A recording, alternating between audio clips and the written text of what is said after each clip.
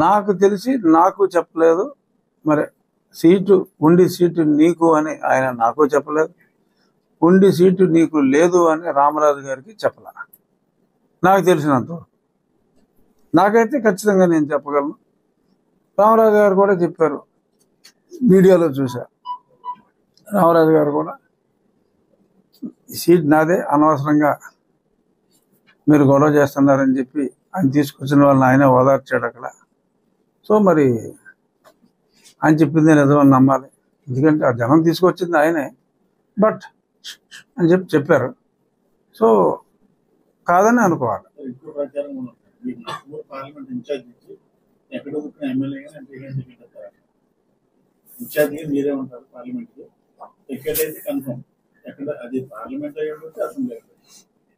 ఏమో మరి నేనైతే ఖచ్చితంగా పోటీ చేస్తానని అనుకుంటున్నా. నేనేమి కండిషన్లు అయితే పెట్టి పార్టీలోకి రాలా. కానీ నేను అంటూ పోటీలో లేకపోతే ప్రజలు యాక్సెప్ట్ చేస్తారని నేనైతే అనుకోవట్లేదు. సో అంచేది నేనైతే కండిషన్ పెట్టి రాలా. బట్ ప్రజాస్వామ్యంలో ఎవడైనా ప్రజాభిప్రాయం ప్రకారమే ముందుకెళ్ళాలి. నాకు తెలిసి ప్రజాభిప్రాయం నేను చేసిన సర్వేల ప్రకారంగానే నిన్న పార్టీలో జాయిన్ అవ్వకముందు కూడా కొన్ని సర్వేలు చూసుంటారు మీరు.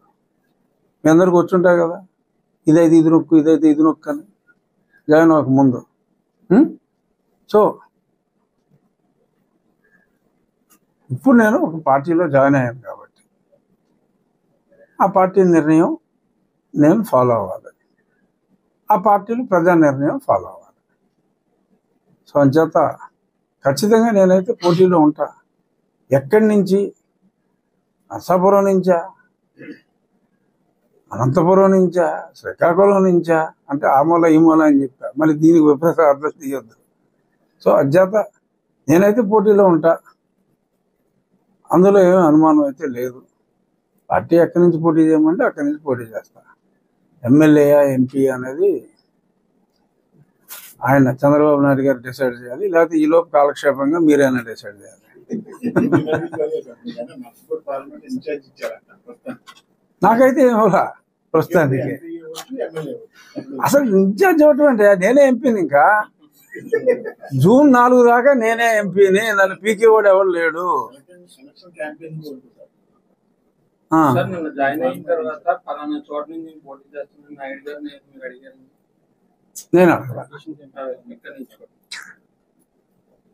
నేను అడగలేదు.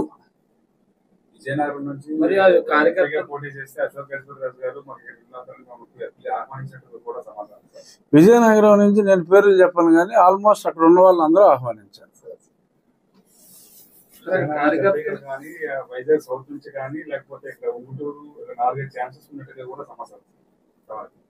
నాకైతే తెలియదు, అందుకే అన్నాను కదా ఎక్కడి నుంచైనా పోటీలో ఉంటాననే అనుకుంటున్నా. ముందే చెప్పేసాను.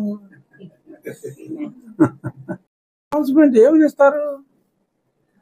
నేను కాదు, ఎలా చెప్పేస్తారు? నేను జాయిన్ అయ్యింది ఎప్పుడు? నిన్న రాత్రి 8:30క.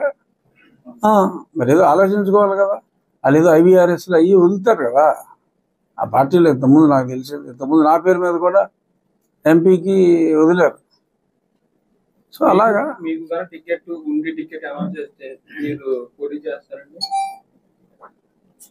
పార్టీ ఎక్కడ పోటీ చేయమంటే అక్కడ పోటీ చేస్తానని 3 నిమిషాల క్రితం చెప్పాను కదా. మళ్ళీ నువ్వు అడిగిన ప్రశ్నకు వేరేగా సమాధానం చెప్పగలనా?